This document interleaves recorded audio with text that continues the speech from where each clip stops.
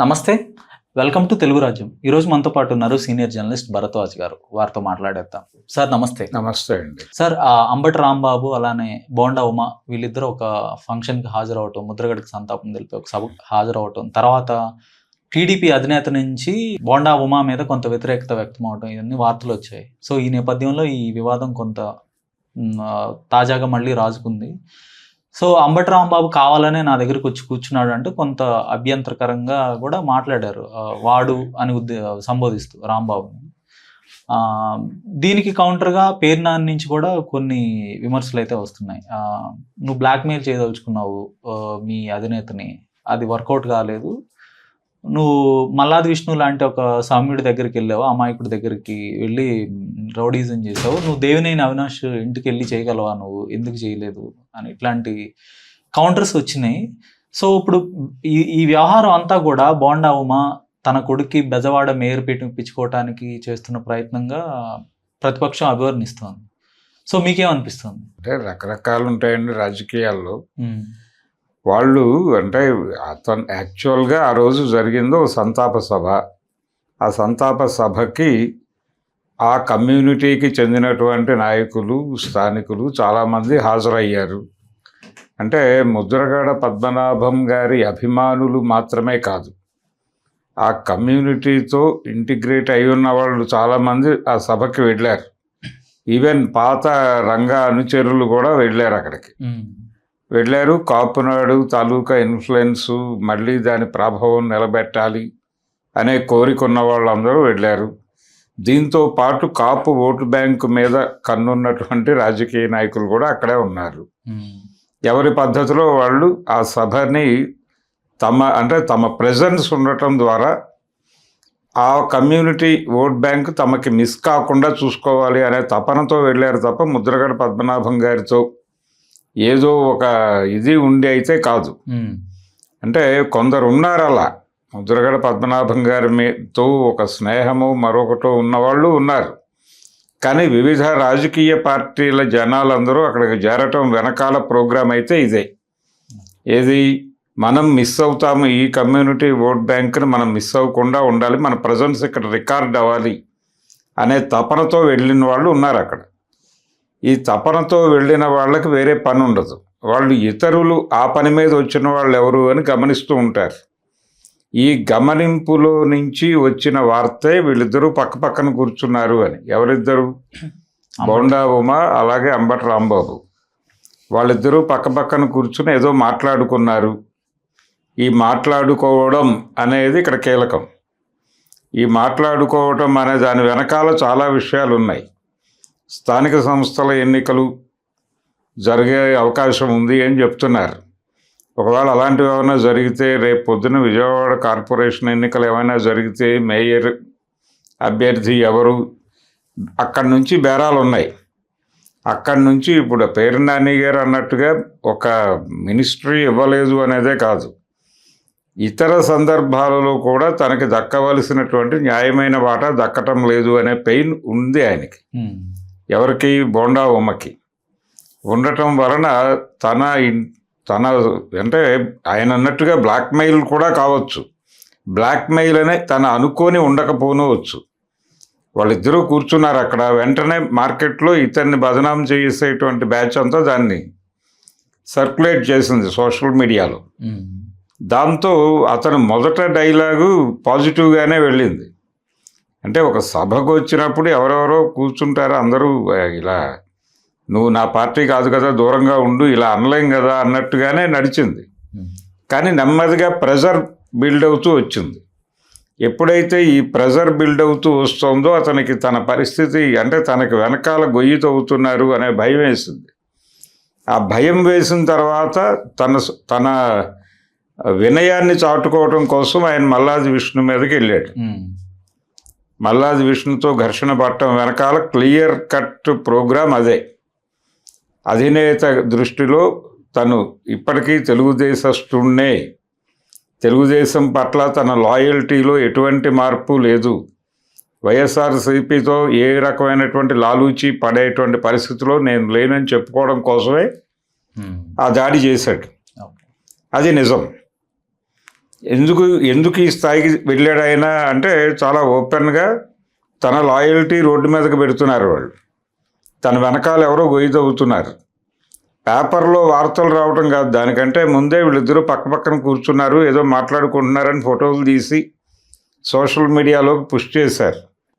ఆ పుష్ చేయటంలో చొరవ చూపించినటువంటి వాళ్ళు ఎవరు అనేది కనుక పరిశోధిస్తే ఈ ప్రోగ్రాం ఎవరు డిజైన్ చేసుంటారు అనేది అర్థమవుతుంది.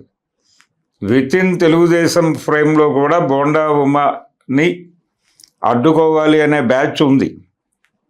బహుశా వాళ్ళ వైపు నుంచి జరిగి ఉండొచ్చు ఇది. కాబట్టి దీనిలో వైఎస్ఆర్సీపీ కుట్ర ఏమీ లేదు. ఇది టోటల్గా కాంపౌండ్ గొడవే. ఈ కాంపౌండ్ గొడవలో నుంచి బోండా ఉమని రేసుల్లో నుంచి రేపొద్దున ఆయన మేయర్గా బలానా అనొచ్చు, వాళ్ళ అబ్బాయిని ఎస్టాబ్లిష్ చేయటం లాంటి ప్రోగ్రామ్స్ ఏమైనా పెట్టుకోవచ్చు. మేయర్గా తనకు చెప్పిన వ్యక్తికి, లేకపోతే కార్పొరేషన్లో తను అడిగినటువంటి డివిజన్లకి తాను చెప్పినటువంటి అభ్యర్థులు, ఇలాంటివి ఏవి మాట్లాడకుండా అతన్ని కంట్రోల్ చేయడానికి గాసిప్ ఒకటి మార్కెట్లోకి వదిలితే బాగుంటుంది అని ఎవరో అనుకుని మార్కెట్లో పెట్టారు. ఈ అవసరం వాళ్ళకి లేదు, ఎవరికి, వైసీపీకి లేదు. అది ఉంటే గింటే తెలుగుదేశస్తులకే ఉండాలి. సో అది గ్రూప్ తగాదా. ఆ గ్రూప్ తగాదాలోకి అనవసరంగా అంబటి రాంబాబుని లాక్కొచ్చి ఇప్పుడు ఆయన వచ్చి కూర్చుంటున్నాడు. ఆయన వచ్చి కూర్చున్నప్పుడు అంతకంటే ముందు నువ్వు ఉన్నావు అని నిరూపించుకోవాలి. ఇప్పుడు ఆయన ఏం చెప్తున్నాడు, నేను కూర్చున్నాను, ఆయన వచ్చి నా పక్కన కూర్చున్నాడు అంటే కూర్చోకూడదని రూల్ ఏమైనా ఉందా? అంటే తెలుగుదేశం పార్టీకి చెందిన వాళ్ళకి ఇటు 5 సీట్లు అటు 5 సీట్లు వదిలిపెట్టాలని ఏమన్నా రూల్ ఉందా? లేదు కదా. అదేదో సభ, అక్కడికి వెళ్ళారు మీరు సాలిడారిటీ తెలియజేయటానికి. మీ వ్యూహం ఏమిటి? ఆ ఓట్ బ్యాంక్ మిస్ కాకుండా చూసుకోవటం, ఆ కమ్యూనిటీతో తన లింకు దెబ్బతినకుండా చూసుకోవడం కోసం వెళ్ళాడు ఈయన. మిగిలిన వాళ్ళు ఎందుకు వెళ్ళారు అనేది పక్కన పెడితే ఈయన వెళ్ళిన పని అదే. ఎందుకంటే ఆయన యాంటీ తెలుగుదేశం. ఎవరు? ముద్రగడ పద్మనాభం. అక్కడికి వచ్చిన వాళ్ళందరూ ఒక రకంగా అక్కడ జరిగినటువంటి ఇన్సిడెంటు, అంబటి రాంబాబు మీద కేసు పెట్టడం, దాని తాలూకా పెయిన్, ఇవన్నీ చర్చకు వచ్చినాయి అక్కడ. సో అది కొంత తెలుగుదేశానికి వ్యతిరేకంగా నడుస్తున్నటువంటి కార్యక్రమం. ఆ నడుస్తున్న కార్యక్రమాన్ని కొద్దిగా ఇటువైపు టర్న్ చేయటం కోసము, తను ఆ కమ్యూనిటీతో ఉన్నాను అని ప్రూవ్ చేసుకోవటం కోసం వెళ్ళావు. నువ్వు వెళ్ళినప్పుడు నువ్వు క్రమశిక్షణగా ఉండాలి కదా. నువ్వు సాఫ్ట్గానే ఉన్నావు అక్కడ వరకు తనతో ఇబ్బంది ఏం లేదు. ఆయన వచ్చి పక్కన కూర్చున్నాడు, వద్దులేండి ఇబ్బందులు వస్తాయి, మీరు అటు కూర్చోండి అంటే వెళ్ళిపోయేవాడుగా ఆయన. అర్థం చేసుకుని, లేదు ఆయన కూర్చోగానే మీరే లేచి మనకెందుకు అని చెప్పి వెళ్ళిపోయి దూరంగా కూర్చొని ఉండొచ్చు కదా. ఆ 2 పనులు చేయనప్పుడు ఇప్పుడు మీరు అతనే నా పక్కన వచ్చి కూర్చున్నాడు, వాడు వీడు పనికిమాలినోడు, వాంటెడ్గా నన్ను ఇరికించే ప్రయత్నం చేశాడు, నన్ను ఏదో పద్ధతిలో అక్కడి నుంచి బయటకు గెంటేసి మా కాపురాన్ని చెడగొట్టి నన్ను వీధిలోకి లాగి అన్న లెవెల్లో మాట్లాడటం అనేది ఖచ్చితంగా భయంతో మాట్లాడుతున్న మాటలే. మనకు ఒక పాత సామెత ఉంది, పిరికివాడి కంటే క్రూరుడు ఉండడు అని. అలా ఈయనలో ఉన్నటువంటి భయం ఈయనతో చాలా అగ్రెసివ్గా అవతలాళ్ళ మీద బురదేయించే ప్రోగ్రాం చేయిస్తోంది. అంటే గట్టిగానే భయం వేసింది అతనికి ఆ లెవెల్లో భయం వేసిందంటే, అవతలాళ్ళ మీద ఈ లెవెల్లో మాట్లాడేంత భయం వేసిందంటే ఎంత భయపెట్టి ఉంటాడు చంద్రబాబు ఆయన్ని. కాబట్టి ఈ మొత్తం ప్రోగ్రాం వెనకాల సూత్రధారి ఆయనే, బాబు గారే. వారు టెర్రరైజ్ చేయటంతో ఎందుకు వచ్చిన తలకాయ నొప్పి, అవసరమైతే రేపు పొద్దున ఏ అర్ధరాత్రో ఎక్కడో కలిసి రాంబాబు ఏదో ఇలా అనేశాను, నువ్వేమీ అనుకోకు, నువ్వే పేరున్నా నీకు చెప్పు, మరీ నన్ను తిట్టొద్దని అని చెప్పుకోవడానికి ఒక స్కోప్ ఉంది. కానీ బాబు గారితో ఆ మాట చెప్పలేడు కదా, అయ్యా ఇది కాదు అని. అందుకని అక్కడ ఇంటర్నల్ గొడవలే, తెలుగుదేశం లోపల గ్రూపు తగాదాలు అవి రోడ్డు మీదకి వచ్చి అనవసరంగా bonda Uma versus Malladi Vishnu, bonda Uma versus Ambati Rambabu, bonda Uma versus మళ్ళీ పేరు నాని, ఈ ముగ్గురితోనూ అనవసరంగా గొడవ పడటమే. ఇక్కడ మరొక విమర్శ ఏంటంటే, ఇప్పుడు ఆయన బోండా ఉమ విమర్శిస్తున్న వ్యక్తులు అంబటి రాంబాబు కానీ, లేదంటే మల్లాది విష్ణు, తర్వాత వెల్లంపల్లి శ్రీనివాస్ని కూడా భూమికి 3 అడుగులే ఉంటాడు అని కూడా మాట్లాడాడు. ఇప్పుడు అగ్రెసివ్గా వెళ్ళాడు. కానీ విమర్శించిన వ్యక్తుల్లో దేవినేని అవినాష్ కూడా ఉన్నాడు. కానీ దేవినేని అవినాష్ని ఎంత మాత్రం విమర్శించకుండా వీరి వరకే పరిమితం అవటాన్ని ఎలా చూడాలి? అంటే వీళ్ళు బలహీన కులాలకు సంబంధించిన వీళ్ళందరూ ఒకే గ్యాంగ్ మనుషులండి, ఒకే మీటింగ్కి సంబంధించినటువంటి మనుషులు, ఒకే కమ్యూనిటీకి సంబంధించినటువంటి గొడవ. అంటే మల్లాది విష్ణు కొంత బ్రాహ్మణ సామాజిక వర్గం, వెల్లంపల్లి శ్రీనివాస్ ఏమో వైశ్య. వాళ్ళిద్దరూ ఏమైనప్పటికీ అక్కడ రంగా గారి పాత కూటమి ఉంది కదా, పాత గ్రూపు, దానిలో మనుషులే కదా. దేవినేని నెహ్రూ గారి వర్గము, ఈ వర్గము అన్ని కలగలిసిపోయి ఇప్పుడు ఆ రోజుల్లో భిన్న వర్గాలుగా ఉన్నవాళ్ళు కూడా ఇప్పుడు కలిసిపోయి తెలుగుదేశము వైసీపీగా చీలింది ప్రపంచం. ఒకప్పుడు విజయవాడ రాజకీయాలకు అతీతంగా రంగా వర్గమా లేకపోతే దేవినేని వర్గమా అన్నట్టుగా ఉండేది. ఇప్పుడు ఆ శిబిరంలోనూ కాపులు ఉండేవాళ్ళు, ఈ శిబిరంతో కమ్మవారు ఉండేవాడు. కాట్రగడ్డ రాజగోపాలరావు అనేవాడు వంగవీటి రంగా గారికి ప్రధాన సలహాదారు కదా, ఆయన కమ్మే కదా. కర్ణాటి రామ్మోహన్ రావు గారు వారి లాయర్ కదా, వారు కమ్మే. మరి వీరందరూ రంగా వైపే ఉన్నారుగా, అటు ఉన్నారు కొంతమంది. అలా ఏదో కారణం చేత ఒకళ్ళిద్దరు అటు ఒకళ్ళిద్దరు ఇటు పెద్దవాళ్ళు ఉండేవాళ్ళు. కానీ ప్రధానంగా చీలిక ఇక్కడ ఉండేది. కానీ ఇప్పుడు ఆయన లేడు, ఈయన లేడు. ఇప్పుడు టోటల్గా వాళ్ళ నుంచి ఎదిగిన వాళ్ళు వీళ్ళందరూ. రంగా నుంచి, నెహ్రూ నుంచి ఎదిగిన బ్యాచే ఇదంతా. వీళ్ళందరికీ చిన్నప్పటి నుంచి తగాదాలు ఉన్నాయి విజయవాడ వరకు లోకల్ రాజకీయాల్లో.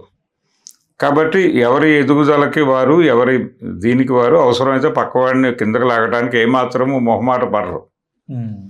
కాబట్టి ఇది గ్రూపు తగాదాగా మారిపోయింది. అక్కడ దేవినేని అవినాష్ అంటేనేమో అనవసరంగా వేరే శిబిరాన్ని కెలికినట్టు ఉంటుంది, ఆ కులాన్ని కెలికినట్టుగా మారితే ప్రమాదం. అందుకని అక్కడ మళ్ళీ ఆగాల్సి వస్తుంది. అదొక ఇబ్బందికరమైనటువంటి సందర్భం. ఏది కుల సమస్య ఉత్పన్నం కారాదు. వారు ఎట్నుంచో టార్గెట్ చేస్తే ఎట్నుంచైనా కొట్టే అవకాశం ఉంది, ఆ కమ్యూనిటీ గనక ఇబ్బంది పడితే. అంటే బ్రాహ్మణ వైశ్య సామాజిక వర్గాలు అయితే మనకి రెట్రిబ్యూషన్ ఉండదు, మనం ఎన్నైనా మాట్లాడొచ్చు అనే ఒక చిన్న చూపు ఏమైనా ఉందా వాళ్ళకి? అది డెఫినెట్ కదా, అనివార్యంగా ఉంటుంది కదా. ఇప్పుడు శ్రీనివాస్ అన్నా మల్లాది విష్ణు అన్నా అది పర్సనల్ లెవెల్ వరకే ఉంటుంది. దేవినేని అవినాష్తో పర్సనల్ లెవెల్కి దాటి వెళ్ళే అవకాశం ఉంది. పర్సనల్ లెవెల్ అంటే దేవినేని అవినాష్ ఏమీ రియాక్ట్ కాకపోవచ్చు, అంటే అతని పద్ధతిలో రియాక్ట్ అవ్వచ్చు. కానీ ఇతను మనవాడిని అంటాడా అని ఆ కమ్యూనిటీ అనుకుంటే వాళ్ళు అండర్ కరెంట్లో వెళ్ళి అక్కడ చెప్పొచ్చు కదా అధినాయకుడికి. అదంతా ఒకే సామాజిక వర్గం కదా, ఈయన అధినాయకుడు, వారు వీరు కాదు కదా, ఎందుకు వచ్చిన గొడవ. కాబట్టి కంపారిటివ్గా వీళ్ళ మీదకి వెళ్ళటమే బెటర్, సేఫ్ గేమ్, టార్గెట్ అంతే. తద్వారా ఈ ఓవర్ యాక్షన్ చేయటం ద్వారా తన లాయల్టీని ప్రూవ్ చేసుకోవటం. అందుకని విజయవాడ రాజకీయం ప్రస్తుతం ఈ 2 పార్టీలుగా చీలింది. పాతకాలంలో ఉన్నటువంటి గ్రూపులు, పాతకాలంలో ఉన్న గ్రూపుల్లో స్నేహితులు ఇప్పుడు 2 పార్టీల్లోనూ ఉన్నారు. వీళ్ళకి వాళ్ళు కావాలి, వాళ్ళకి వీళ్ళు కావాలి, వీళ్ళందరికీ మధ్య రహస్య వ్యాపార సంబంధాలు ఉంటాయి. బయటకు మాత్రం మైకుల ముందుకు వచ్చినప్పుడు వాడు వీడు అనేస్తారు. ఇప్పుడు ఆయనకున్న ఇది అదే, ఆయనకు లింకులు లేనిది చంద్రబాబు నాయుడుతో లేకపోయి ఉండొచ్చు, కానీ లోకల్గా అంబటి రాంబాబుతో ఆయన మాట్లాడుకోగలడు. ఏదో ఒక నెంబర్ నుంచి ఫోన్ చేసో, ఏదో పద్ధతిలో ఎక్కడికో పిలిపించుకున్నో, ఎవరో ఒక ఇంటికో, లేదు ఇంకెవరి ద్వారానో అతనికి కమ్యూనికేట్ చేసుకోగలడు. పేరుని నానికి కమ్యూనికేట్ చేసుకోగలడు. మల్లాది విష్ణుకి చేసుకోగలడు, శ్రీనివాస్కి చేసుకోగలడు, కానీ చంద్రబాబుతో ప్రమాదం, దేవినేని అవినాష్తో ఇబ్బంది. ఓకే. అందుకని అతను అంటే అతని మీద వస్తున్న విమర్శలు కరెక్టే, వాటిలో పెద్ద అంటే వాళ్ళు కూడా చెప్పక తప్పని పరిస్థితే. ఇప్పుడు ఈయన తన లాయల్టీని ప్రూవ్ చేసుకుని ఉంటే వాళ్ళు మేమేమి అతన్ని నిజానికి అక్కడ ఏమిటి, ఇతను ఏదో వైఎస్ఆర్సీపీ వైపు టర్న్ అయిపోతున్నాడా అనే స్పెక్యులేషన్ పుట్టించడం కోసం ఆ న్యూస్కి ఆ ఫోటోకి వాల్యూ ఇచ్చారు బయట.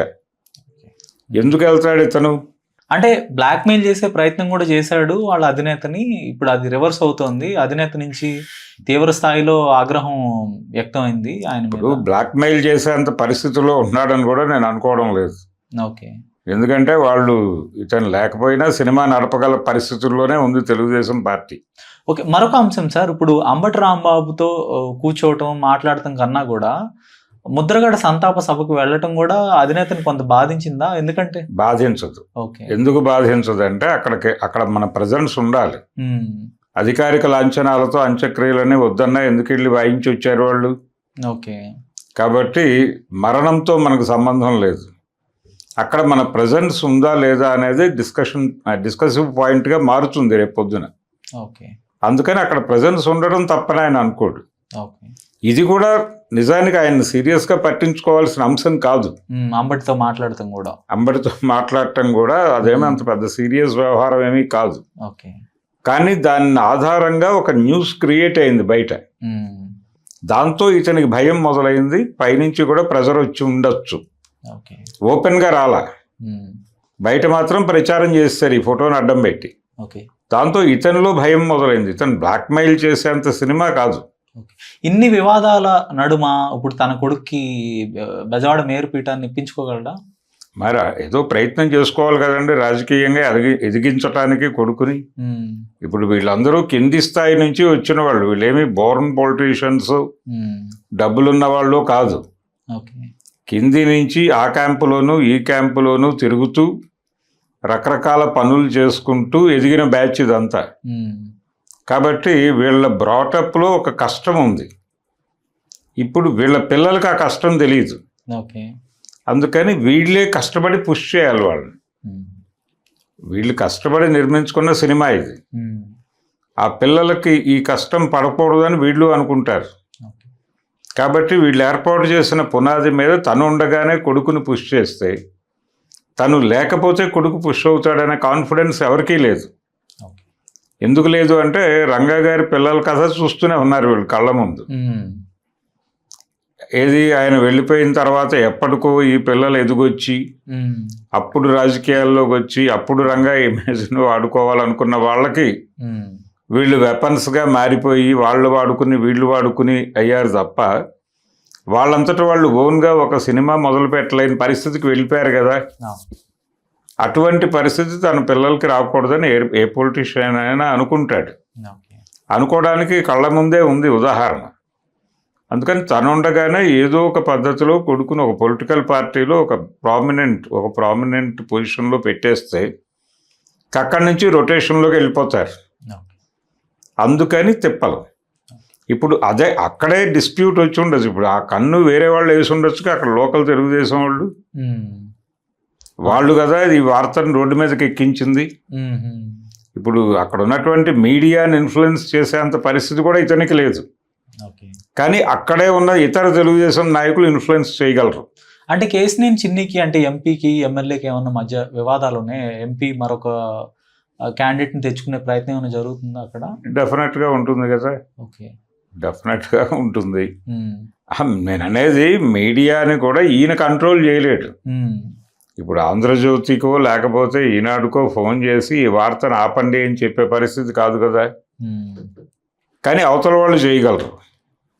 ఏది అదే సామాజిక వర్గానికి చెందిన నాయకుడు కాబట్టి ఆయనకుండే లింకుల్లో నుంచి ఏమండే ఇది ఆపండి కొంచెం ఇబ్బంది అని చెప్పగలడు. లేదు దీన్ని కొంచెం బ్లాస్ట్ చేయండి, మనం కొంచెం కంట్రోల్ చేయొచ్చు, రేపు పొద్దున మనకి పోటీకి వచ్చేలా ఉన్నాడు, కొంచెం ఆ లాయల్టీని కనుక మనం బ్రేక్ చేయగలిగితే ఆ అడ్వాంటేజ్ మీద మనం ముందుకెళ్ళిపోవచ్చు అని చెప్పగలిగిన పరిస్థితి వాళ్ళకు ఉంటుంది, ఇతనికి ఉండదు.